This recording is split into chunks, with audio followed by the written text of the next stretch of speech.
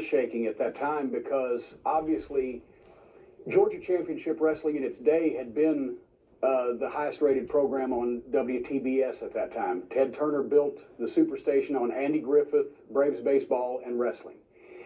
And then through the political manipulations, Vince got control of the time slot. But the fans mutinied because they weren't seeing Gordon Soley. They weren't seeing the Southern wrestling they were used to, the great workers. They were seeing WWF canned tapes of WWF style matches that they didn't like. At that time, besides the Northeast, nobody wrestled really that style. So Vince was getting a lot of complaints from TBS for not doing a show in the studio, from the complaints that the viewers had. And TBS was searching for other programming. Bill Watts in Mid-South Wrestling got a Sunday afternoon slot for a while and was doing better ratings than any of the other programs. He gave Ole a slot for the Georgia office on Saturday morning. Vince had Saturday evening. Watts had Sunday afternoon, and Watts was supposed to get the whole thing. But Crockett slipped in because Vince knew what he was going to do the following March. This was late '84. He knew what he was going to do in March with WrestleMania, and he needed money. So Crockett basically paid $1 million to Vince McMahon Jr. for the time slot on TBS and took it back for the NWA, but Vince used that money to finance WrestleMania, which if it hadn't been a success, we wouldn't be talking about Vince McMahon right now because he would have been done. He was mortgaged to the hilt, but it was a success. That led to the downfall much later.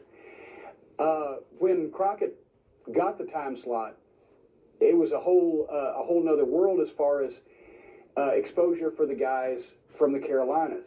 And it really was a boon to the business because now that was his key, not only the syndication. He had great television in the Carolinas, but now he could start syndicating wrestling shows or syndicating the television show to other parts of the country, and they would already know who the stars were on his local TV because of that Atlanta time slot. So TBS was very important. And also, it started to set up the battle lines. Whereas Vince had the USA Network for the WWF, the NWA had TBS. So it induced a level of parity for the fans. Well, those are the Southern guys, and they have the really great matches, and those are the guys from up north, and they have really great entertainment. I don't know what people were thinking at that point. You know, this was before sports entertainment managed to latch onto our business. And let's go to the Great American Bash. Obviously, it started out as just a one-show. Charlotte became this huge tour. People we've talked to said it lost money. It was stupid, but obviously, you guys were drawing big money on these things. Just kind of talk about the bash. Okay. The first Great American Bash in 1985 was just in Charlotte at the Memorial Stadium. It was Flair and Nikita Koloff, and that was the month that we started with Crockett, so we weren't booked on that show, but it did almost 30,000 people. Flair came in a helicopter.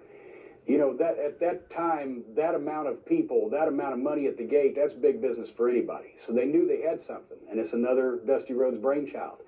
The next year, when business started out in 1986 so hot, and that's when Flair and Dusty were selling out, and Rock and Roll in the Midnight first got together and were selling out, they decided they were going to go with the Great American Bash on tour. The 86 Great American Bash would be 14 dates in major arenas, some stadiums around the country, and they would have the music, they'd have the wrestling, Great American Bash, summertime, hot dogs, apple pie, and wrestling, right?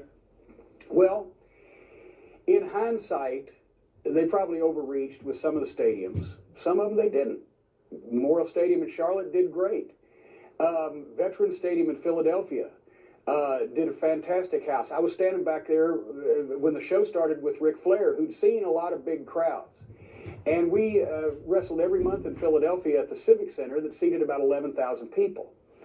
And there's no way that this crowd could have fit in the Civic Center. I asked Rick, I said, Rick, how many people you think are out there? He said, that's what he said. Hold on one second. If it's not my wife, I'm not gonna.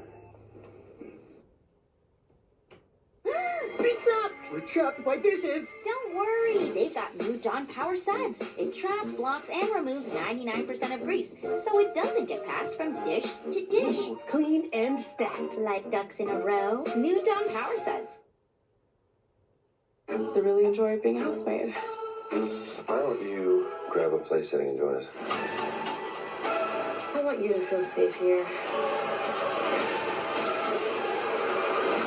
I do. The Housemaid, December 19th, rated R. Book now and save up to 25%, plus free waffles. Hilton for the stay.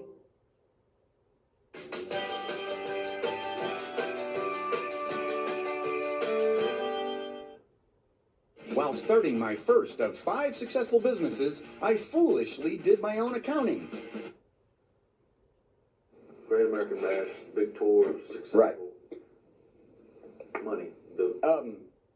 In Philadelphia, we ran Veterans Stadium. And in Philadelphia, we normally, every month, wrestled at the Civic Center, seated about 11,000 people. And Flair and I were standing out at the back as the show started, looking at the crowd. There's no way that would have fit in the Civic Center. And I asked Rick, who had seen some big crowds, I said, Rick, how many people are you thinking?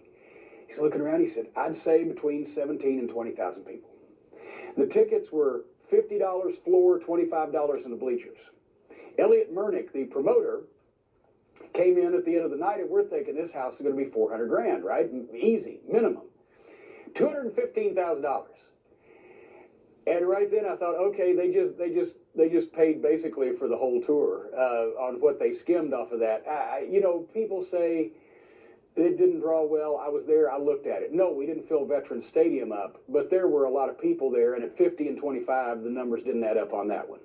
On a lot of the other ones, yeah, they did. Buildings that we normally sold out, but at higher prices. The gate was higher, but still, it wasn't what they hoped it would be. And the guys didn't get paid what we originally thought. We thought 14 Starcades, we're going to make $140,000. Well, we didn't make that, but we still did well compared to what we would have made anywhere else. Cincinnati was a bomb. Riverfront Stadium, it rained all day. George Jones did not draw in Cincinnati. So there was like 4,000 people there, and I'm sure they lost a fortune. We were putting 8,000 and 10,000 in the Cincinnati Gardens for a regular show. But for every failure, there was also a success, and overall, it showed that we were doing big business in major markets and not just in the Carolinas. And I think that was once again a tribute to the talent, to the booking, and just to how hot the program was at that time. Let's talk about the Crockett Cup. Okay. I thought it was a neat concept. It only lasted like 3 years. Yeah. So just kind of tell me about that. And I have actual photographs of every team that won it. So I'm kind of trying to get somebody. I don't want to feed you a line, but I'm trying to get somebody to say, the Road Warriors won it the first year, the Superstars won it, and then I think Sting and Boozer won it the following year. So just kind of tell me about the Crockett Cup and maybe just kind of list the winners for me so I can use those. So who I try to remember now. First year was the Road Warriors. Second year was Superpowers. And third year was Luger and Sting. Yes.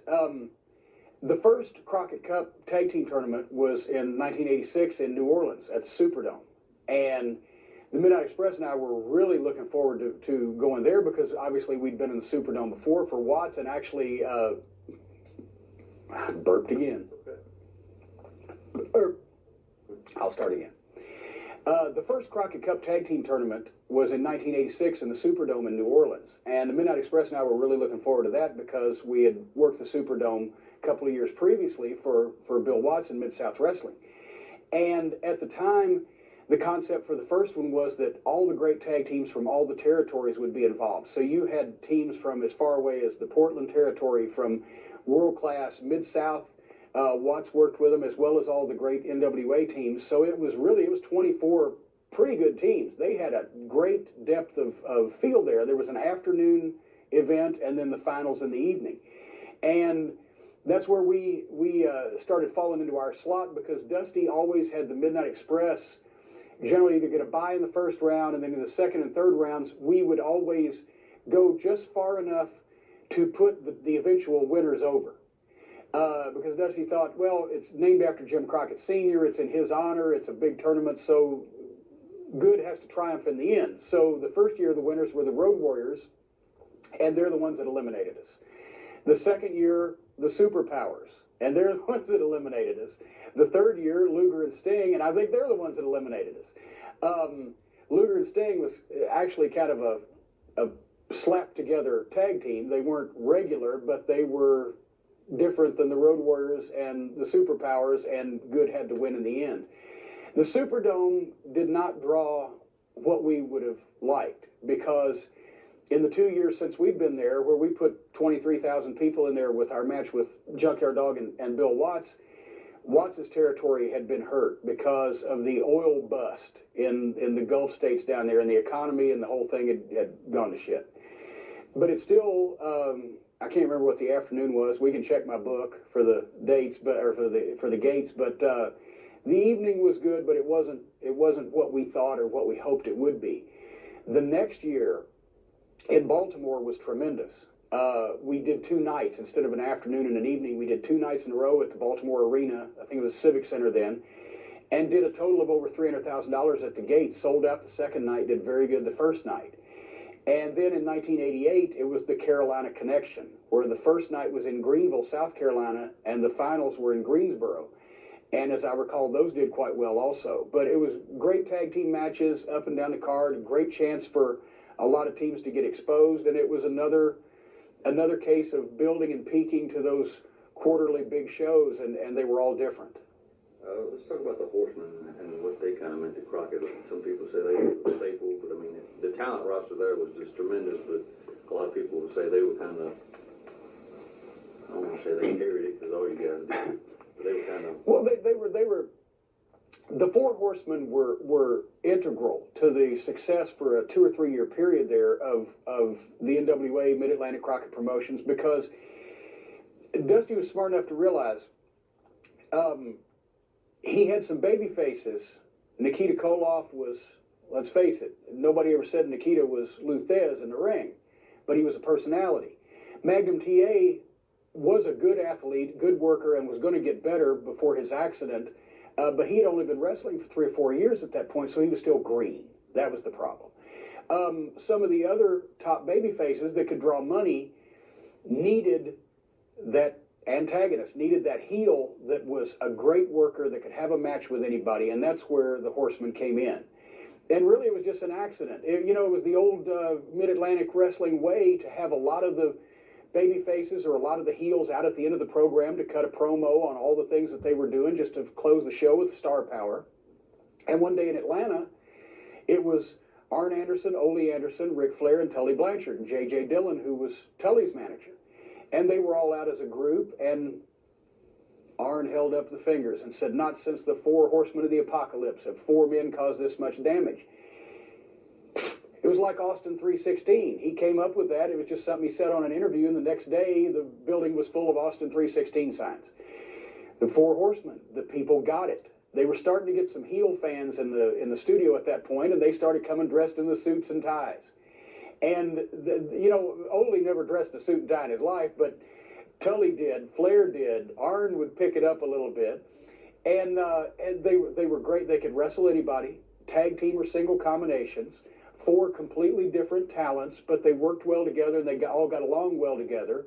And JJ was a top manager with a great history. So it was main event level guys banding together, saying they were better than everybody else. And then anytime you had a baby face, he could just bump right off of them. And, there you go.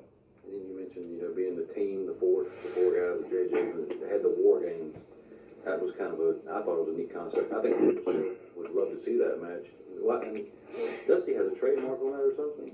Is that why they don't do it anymore? No, well, who cares? okay. Well, actually, the War Games, a lot of people don't know that the War Games, I'll start a better sentence.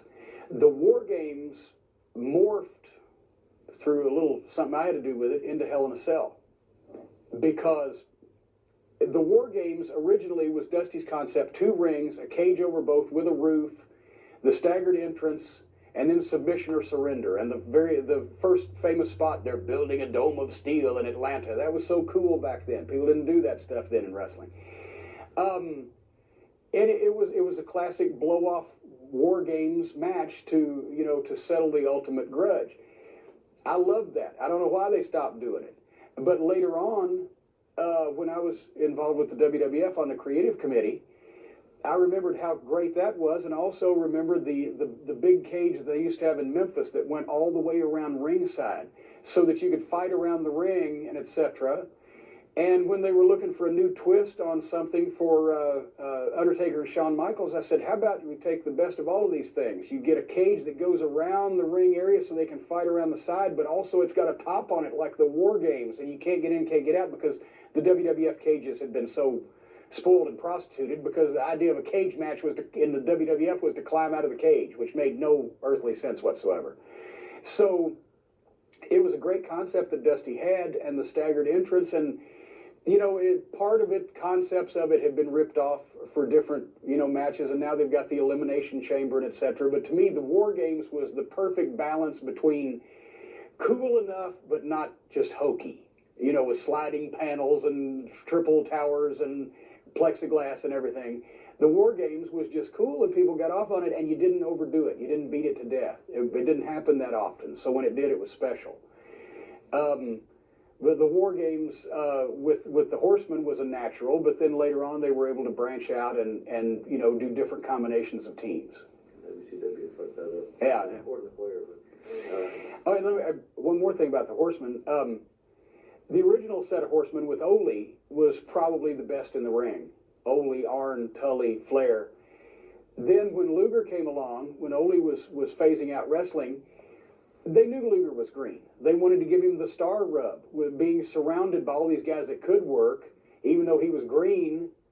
Hopefully the idea was he'd come along. And a lot of people remember the Luger version.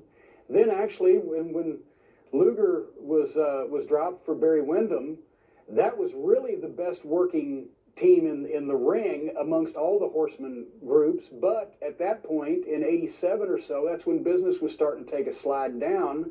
So they're not remembered as much as the originals are, because business was so much bigger when it first got together. You mentioned Magnum a little bit. I think you guys were there when he had his accident. Yep. They passed us on the way home from Greenville. Well, just tell me about that. You don't have to go too in depth. Just kind of tell me about what you thought when you heard it happen, and you know, obviously his career ended. Just kind of talk a little bit about that, and then having Nikita transform into Dusty's partner, and what that was kind of like. Because I guess nobody knew about that. No, nobody knew. Talk about that. And then. When Magnum TA had his accident, we were on the way back from Greenville, South Carolina, just like we were every Monday night of our lives. And the weather was not great. And I remember seeing Magnum and Dusty pass us on the interstate. And then I got home and got up the next day, and it's all over television, all over the newspaper. At this point in 1986, business was at its strongest, and Magnum TA suffering a car accident like that was front page news. Not only front page news in the paper, not only all over television, but the switchboard at the hospital had to be shut down. There were fans camping out. This was a major celebrity that had suffered a terrible accident. And we didn't obviously know the extent of his injuries right off the bat, but you know, this could happen to anybody at any time. You know, we all were in the car way too much, so that disturbed everybody at first. But also, you know, we knew that Magnum was going to be the world champion, probably sooner than later.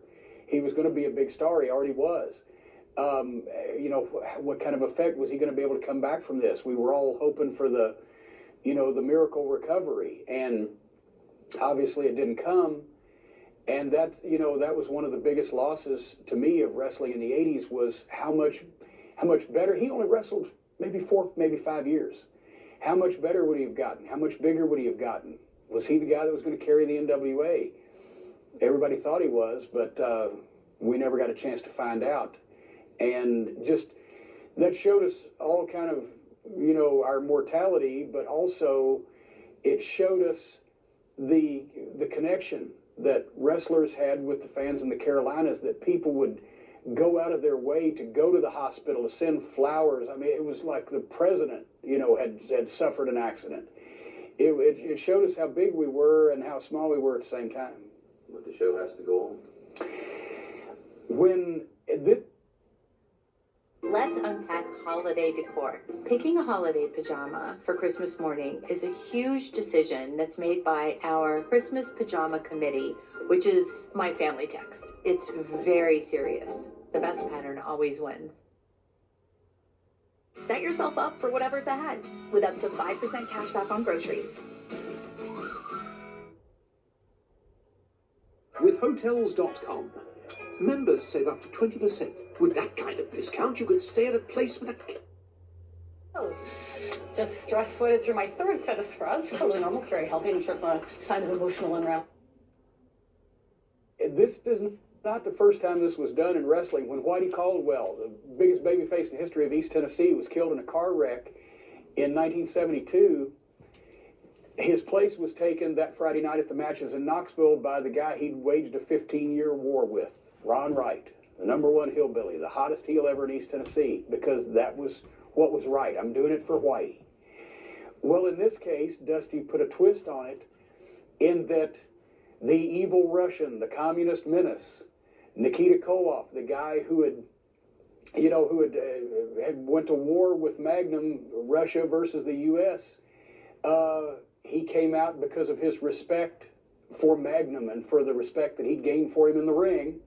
He came out and took his place and was instantly over. And nobody knew it was going to happen. When he came out, we were watching the monitor back in the locker room. And, okay, now we see. You know, and that's what made Nikita. Nikita was big as far as his tag team with Uncle Ivan and Crusher Khrushchev, but Nikita went to a whole nother level just by being put in that spot, and it was because of the catalyst of Magnum.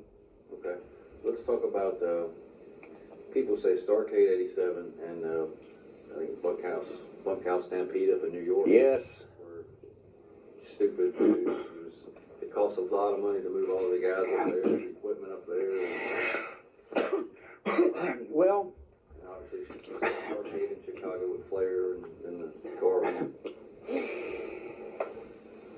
You could have booked Jesus Christ versus Moses in a Texas death match in Chicago for Starrcade, and people still wouldn't have liked it because it wasn't Starrcade if it wasn't in Greensboro. And they'd taken half to Atlanta, and that was still okay because Greensboro was involved and it was a big deal. But the thought behind it was that now that Crockett has bought out Mid-South Wrestling and bought out the Kansas City territory and bought out the Florida territory and is assembling the wrestling network to compete with Vince McMahon, who's ever heard of Greensboro? Greensboro? Where's that? We need to be in a big media center. And we had a run in Chicago at the USC Pavilion, seated 10,000 people, where I think 7 or 8 shows in a row, 7, 8 months in a row, sold out. Chicago's a great wrestling town. Chicago was a hot crowd. Nothing wrong with Chicago. But to take Starrcade, which was born and raised in Greensboro, which the Carolinas fans looked at as theirs, and put it in Chicago, people in Greensboro and around the Carolinas never forgave Crockett Promotions for that. And also, we didn't get any extra media from being in Chicago than being in Greensboro. What we got was, instead of Starrcade 86 being in a 16,000 seat building and selling out to do 300 grand, and in the annex, the Coliseum Annex, closed circuit did another 70 grand, and another 3,000 or 4,000 people. There were 20,000 people in Greensboro, paid almost $400,000. Chicago sold out at 10,000 people and paid $180,000. That don't add up. The pay-per-view is going to carry the day. Well, the pay-per-view got sabotaged by the first Survivor Series because Vince was seeing, hey, they're doing numbers, and I got to do something to block this. So because of the success of WrestleMania, he went to the cable companies and said, if you carry them, you can't carry my shows. Well, like he's going to just take WrestleMania off the air if they'd all told him to piss up a rope. But they did it because Crockett Promotions was not proven on pay-per-view yet. So as a result, we lost the pay-per-view. 5 people. The cable company in Charlotte carried Starrcade 87, or I wouldn't have a tape of it. I think 2 or 3 other cable systems in the Carolinas carried Starrcade 87, and one in California because the guy had given his word and he wasn't going to go back on his word. So 5, 6 cable systems carried Starrcade 87. The rest of them didn't. So we lost the pay-per-view revenue, and we lost a couple of $100,000 off the gate that we would have had in Greensboro for no additional media, and that was the beginning of the end. Not learning the lesson, went to the Bunkhouse Stampede pay-per-view in New York. Vince's backyard, just like when he came to the Carolinas, he didn't draw 15 cents in Chinese money while Crockett was still promoting, because that wasn't our wrestling, that's that Yankee wrestling that we don't like.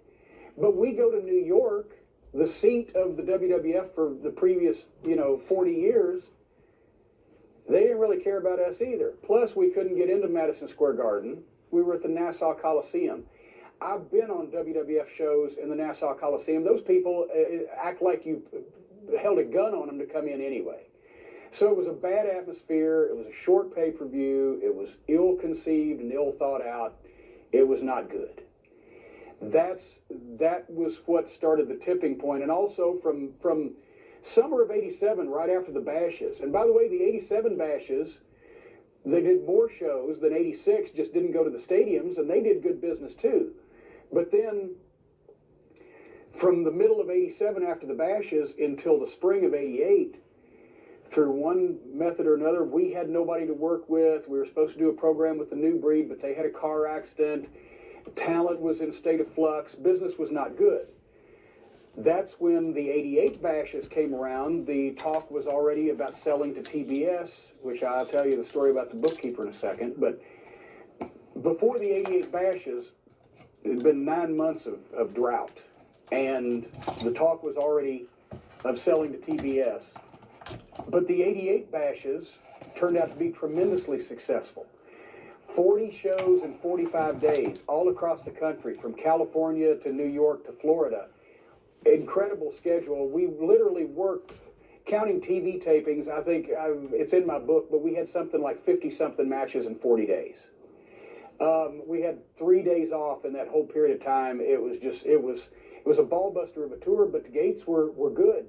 And as a matter of fact, David Crockett, from what I understand, went to Jimmy and said, wait, business is coming back. Should we sell? But it was too late then. It was already in the pipeline. They were too far in the hole.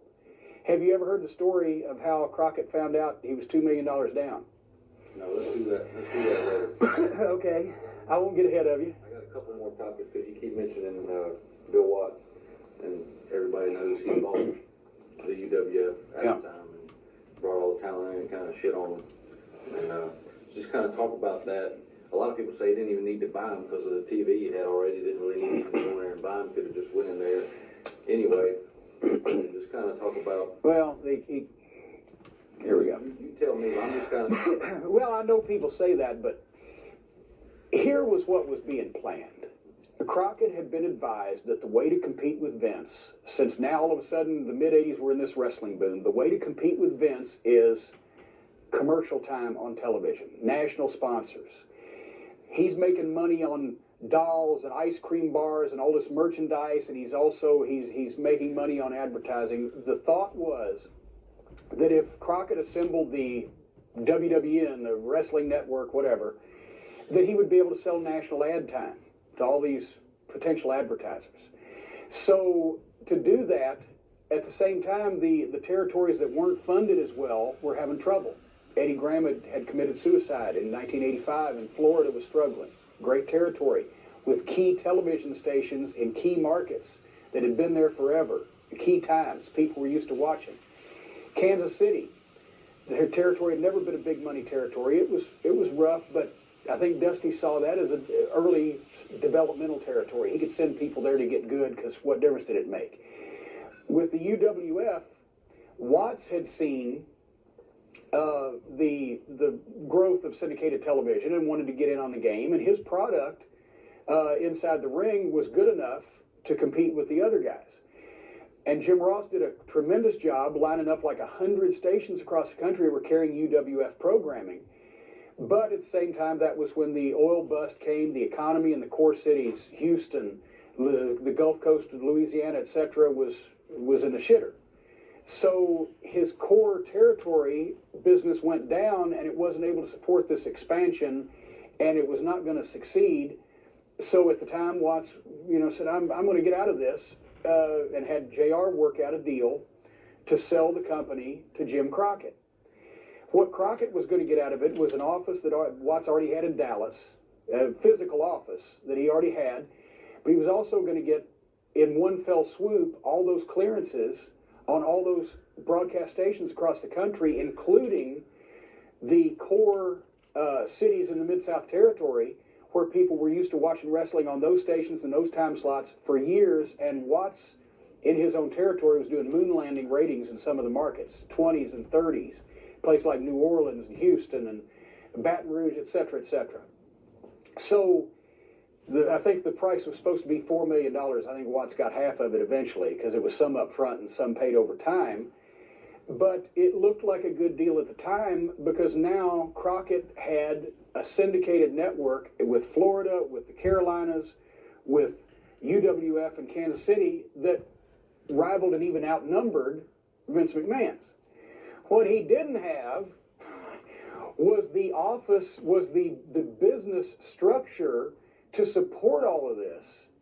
And it turned out, as even Vince found out, you couldn't make as much money selling advertising on television as all these advisors said you could, and Crockett was the second one in, and it didn't come. It didn't materialize. So all of a sudden, he had a lot of TV stations he had to produce a lot of programming for. Everything became a TV taping. We weren't running house shows anymore, hardly at all, because everything was shot, because you had to fill this commitment for these stations, this commitment for these stations. The same producer, the Wrestling Network, was sometimes airing 5 and 6 different wrestling programs in the same market because of all this television they got. How do you fill that up? How do you, and still, you know, and it's all spread out all over the country. It didn't work. It didn't work. You mentioned the office and the